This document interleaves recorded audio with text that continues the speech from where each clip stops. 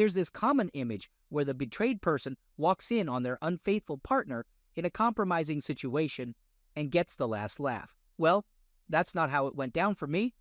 I was engaged to a woman who seemed very reserved, shy, and conservative. She was all about going to church on Sundays, practicing abstinence, and even refused to tell the smallest of lies. I was somewhat similar, also quiet and shy. She was the first person to ever show any interest in me, even if it was just a passing one. She claimed I was her first and only relationship. We had been together for 3 years, and she proposed to me halfway through the second year. I told her I needed some time to think, but then surprised her 2 weeks later by taking her back to the place where we first met and proposing officially. We decided to hold off on the wedding until we found a place to live together. Around 5 months after I proposed to her, I stopped by her apartment one morning to drop off her coat. Since I had a key, I let myself in. To my shock, I found her completely naked on top of a stranger. From that point on, everything became a blur to me. I honestly don't remember it very well. People tell me it's a form of repression. I do recall that the other man looked stunned. She glanced at me, smiled, and said something. I can't recall her exact words, but I do remember how they affected me. It's strange, really. Actually witnessing the infidelity didn't hit me as hard as whatever she said, but whatever it was, it hit me like a ton of bricks. The best way I can explain it is that my mind felt completely scrambled, like an egg. I couldn't put together a single coherent thought. It was incredibly painful, almost unbearable, and then it seemed to just shatter. All I could think about was wanting it to stop. I wanted my broken brain to stop tormenting me, so I walked away. Everything that happened after this point in the story was told to me later because I don't remember any of it. Apparently, I walked for about 3 miles until I reached the closest gas station. I bought a cheap imitation Zippo lighter and a small container, which I filled with gasoline from the pump. Then I left, found an empty lot nearby, poured the gasoline over myself, and tried to set myself on fire. It didn't work out because of 2 reasons. The gas station attendant had called an emergency number after realizing what I had purchased, and the knockoff Zippo lighter didn't have any fuel or flints in it. When the police officer arrived, they found me sitting on the ground, covered in gasoline, and absent-mindedly flicking the useless lighter. There wasn't much commotion with the emergency services once they realized the lighter wasn't functional. When I regained consciousness, I found myself in the hospital. They had a lot of questions for me to answer. Things got quite interesting after that incident. It's incredible how this kind of intense drama creates divisions within groups of people. Once the word got out about what had happened, all sorts of stories and rumors started circulating. So, based on what I've been told, which I take with a bit of skepticism, it seems like she was either cheating on me throughout the entire relationship or started when I told her I needed time to think about her proposal. However, I know for sure that it was happening at least from that point onward. Different people came forward with stories about her being involved with other men, and while some stories matched up, others didn't.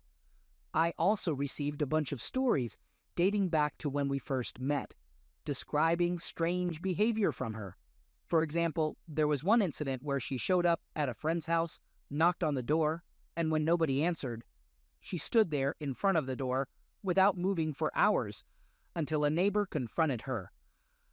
I had no clue about any of this. Hearing all these stories did have a silver lining. I became aware of who I couldn't trust. I cut off contact with every person who approached me later to tell me about seeing her with other men. If they didn't think to inform me at the time, who knows what else they might be hiding? I also distanced myself from the people who supported her when they started stalking me in various ways. It got ugly. As a result of everything that happened, I've been going to therapy. The diagnosis is severe depression and post-traumatic stress disorder, PTSD. My doctor tells me that I was essentially in an emotionally abusive relationship. I may admit to making mistakes and not being perfect, and I may believe that the relationship deteriorated partly due to my faults. Deep down, I carry an immense sense of guilt and completely hate myself. I genuinely feel like all the blame is on me. However, my doctor says that based on what I've shared about my time in the relationship, my strong sense of blame is a result of being conditioned by her emotional manipulation. When I reflect on everything without any romantic illusions, he's absolutely right. It's a strange mix of emotions. I used to love her, but hearing that statement also made me hate her. I worry because that hatred might fade over time, and then I'll be left alone with the heavy burden of guilt again. It's possible that I'll forget all the negatives, and because she was my first love, that love will probably never completely disappear. If that were to happen, it would devastate me. It would be as certain as any deadly disease. The incident with the gasoline wasn't just a one-time thing. I still have dark thoughts lingering in my mind. Waking up in the morning is the toughest part because that's when those thoughts are strongest. Even though I try to distract myself during the day, I can't escape them in my own dreams. To cope, I tell myself that if I truly want to die so badly, I could just stay in bed and wait for dehydration to take me in about 10 days. My longest record is around 4 days. Additionally, I have absolutely no appetite. I've lost a significant amount of weight, and I have to force myself to eat. Thinking about what happened in any way makes me extremely nauseous. It's mainly because of the depression. I didn't fully grasp how depression worked before all of this, but now I understand. It's like a cancer, eating away at the human will to live. I can't say for certain that I'll recover from this. I'm taking medication, but it's really just a temporary support. Therapy is helpful, though, and even though I had trust issues before all of this, there's no way I'll ever be able to completely get rid of them now. Oh well, that's how it goes. Second story. It happened about 3 years ago in August. I had been in a relationship with her for 3 years, and even though we didn't live together, we saw each other every day. She had a great kid who loved Legos and Xbox, just like me. I still sent him presents for special occasions, even after what happened. So it was a weekend when everything started. On Friday, 3 friends from SDSU came to visit me in Minnesota. They were Britton, John, and Ryan. The reason for their visit was a disc golf tournament happening on Saturday, and they would occasionally come to hang out with me. Ryan had recently gone through a painful divorce after discovering his wife was having an affair. It was a tough time for him, and he went through a lot of tears. Well, on that Friday, the guys and I played some frisbee golf to practice for the tournament while Jen, my girlfriend at the time, spent time with her child. After a few rounds of frisbee golf, we all went to the bar, had a few drinks, and then returned to my place to have a few more and relax. It was around 2 a.m. when we were all getting ready for bed. That's when Ryan decided to get up and leave. I asked him why he was leaving at such a late hour, and he paused before saying, "I'm going to sleep in my own bed. It's more comfortable." It sounded reasonable at the time because his parents lived in the same town as me, and a bed is definitely more comfortable than my couch, especially before an important frisbee golf tournament. I didn't think much of it, and then Britton and John went to bed, so I followed suit. I woke up at 5:30 a.m. and couldn't fall back asleep. I was tired, but I thought it would be a nice surprise to bring breakfast to my girlfriend and then take a nap with her before a long tournament day that started at 11 a.m. So I drove to Burger King around 6 a.m. to grab some breakfast. When I pulled into her shared driveway with the person living above her, I noticed another car was parked in my usual spot. Initially, I thought it belonged to the people upstairs. I casually got out of my car and walked up to the door, knowing her boxer dog would start barking loudly, even though it's not the best guard dog. The element of surprise for breakfast was ruined. I quieted the dog and approached her bedroom door, calmly tapping on it and announcing that I had breakfast. I received no response, which confused me because the door was locked from the inside. I tapped a little louder, starting to worry. I went back outside and realized that the car in my spot belonged to Ryan. My heart sank. I literally dropped to my knees and cried dramatically. It was devastating, and at that moment, I heard someone lock the door behind me. I couldn't bring myself to get up. I stayed in that position for what felt like an eternity. Eventually, I got up and went to double-check Ryan's license plate, and it indeed belonged to him. I then walked to the side of the house and just collapsed. I didn't want to move or even drive away at that moment.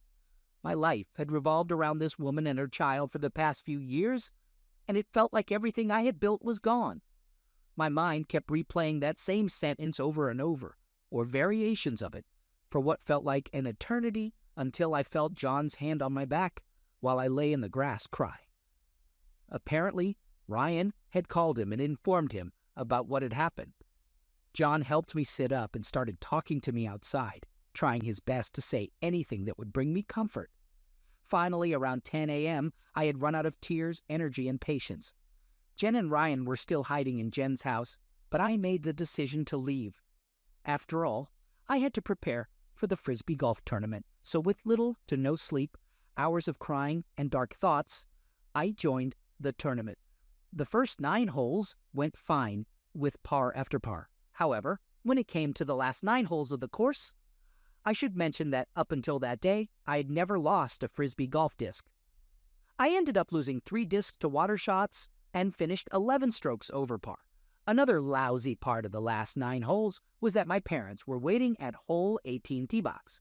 They were interested to see their son actually compete in a sport since I never did during high school. I'm pretty sure my mother sensed that something was wrong while my dad seemed more focused on talking to people he knew there. I didn't place in the tournament, and I had hardly spoken since I left Jen's house that morning. I went back to my place, sat on my couch, and tried to take a nap, but it just wasn't happening. So I decided to play Xbox to distract my mind from everything. I could go on and on about the following months and how I felt, but I'm happy to say that I've moved on from that experience. If you were to ask me what I learned, I could say that I learned what true heartbreak feels like and how not to trust anyone. However, I have since found a wonderful woman whom I have learned to trust. I'm so happy that I can trust again. If there's one valuable lesson I've learned from this whole experience, it's to never give up. Eventually, things will get better, and the days will become brighter. Time is a powerful healer, and having close friends by your side also helps a lot. Ryan and Jen have both tried to apologize and express their feelings since then, and I have accepted their apologies. However, I've realized that I don't want either of them in my life anymore. They are still together to this day, and I genuinely wish them happiness. Edit. 2020.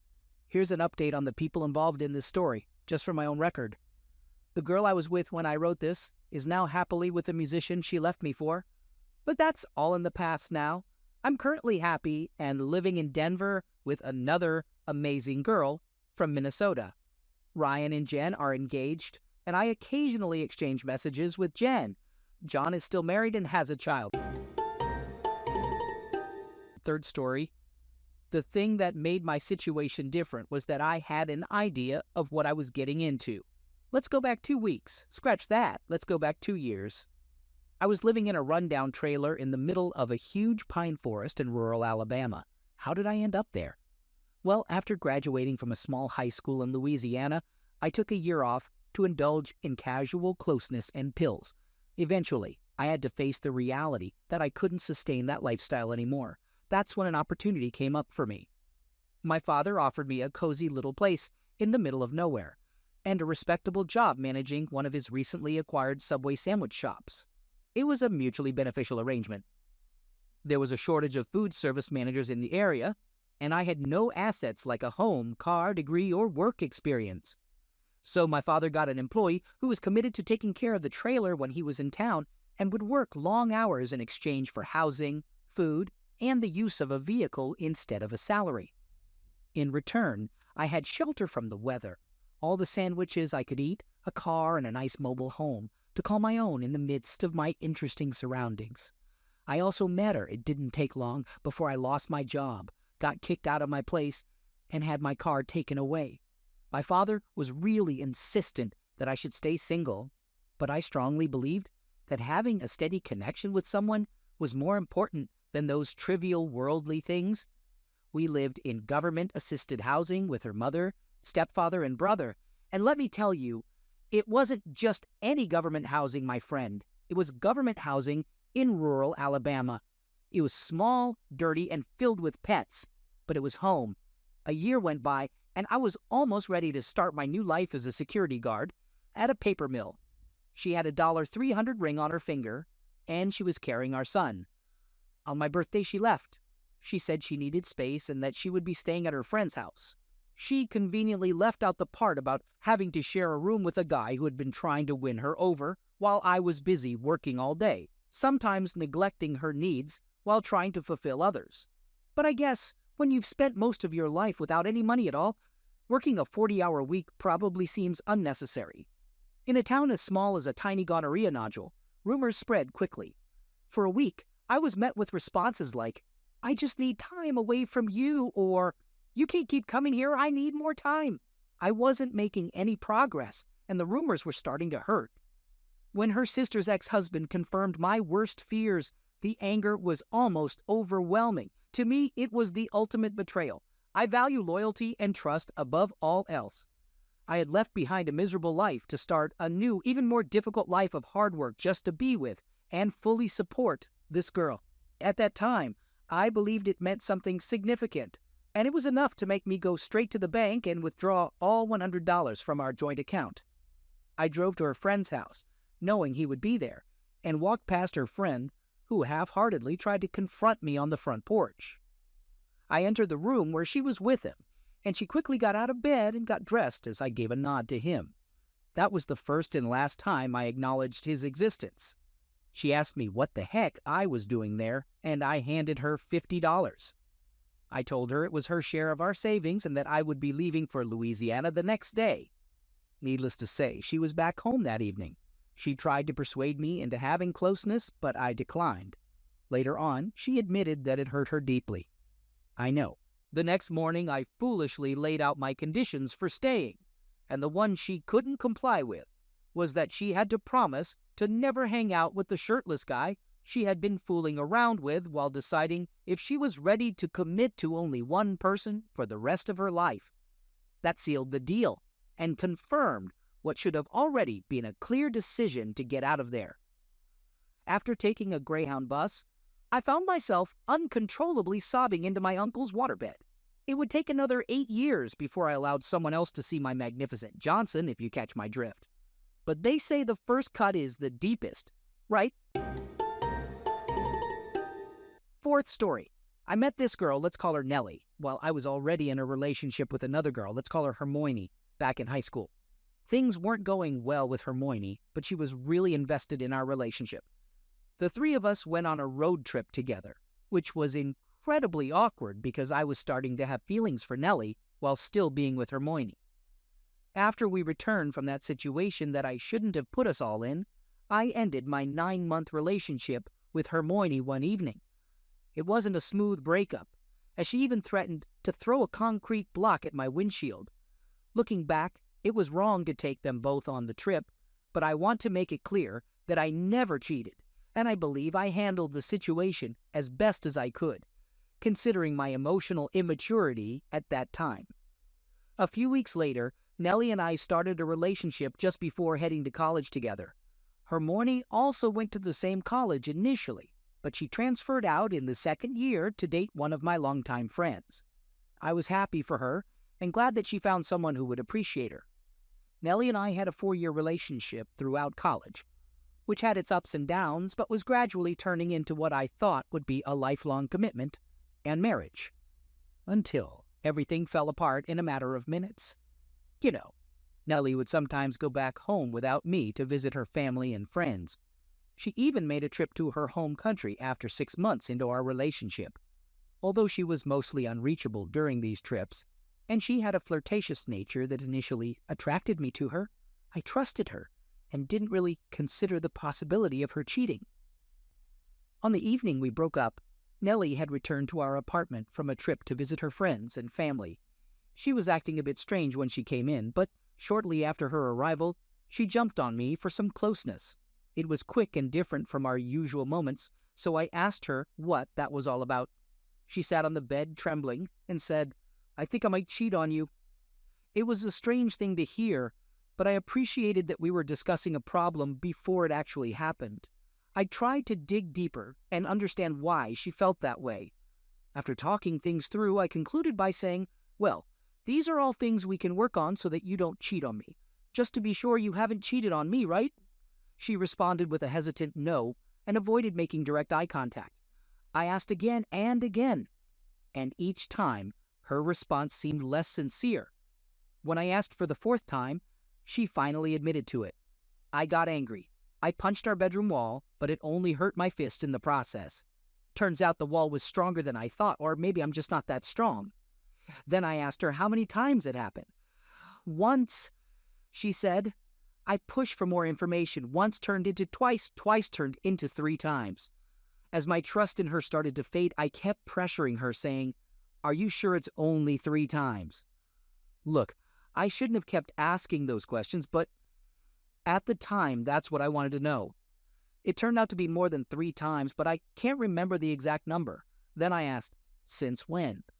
That led us down a path, discussing the past few months, then the past few years, all the way back to the trip she took to her home country 6 months into our relationship. I realized that I had been cheated on for 3.5 years out of our 4-year relationship, with more people than I can count on one hand. I'm far from being a perfect person, and I clearly didn't meet her needs, but that situation hurt more than most things I've experienced in life. I told her she had a problem and suggested she seek therapy. I was hurt, but I genuinely cared about her well-being and any future relationship she might have, whether it's right or wrong. I told her to leave, so she stayed with a friend for a few nights and then came back. During that time, I did all the typical things like constantly calling her, wanting to figure things out, and pleading with her friend to understand why she would do something so hurtful. Eventually, she found a new place to live and moved out after about a week. I helped her with the move, assessed the value of our shared belongings, split them or exchanged money accordingly, and ended up stuck with a lease I couldn't afford that had just been renewed. As her punishment, I made her dreadlock my hair, enduring 22 hours of excruciating pain. It was a tedious task for her, but maybe it was even more of a punishment for me. But hey, I ended up with dreadlocks, got a raise to afford my apartment, and even got a dog.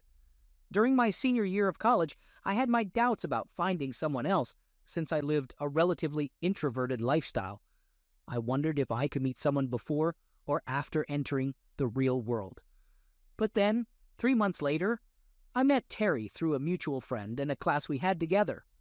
We've been together for more than 5 years now, and I couldn't be happier. It was a challenging experience, but it taught me a lot, and I'm in a much better place because of it.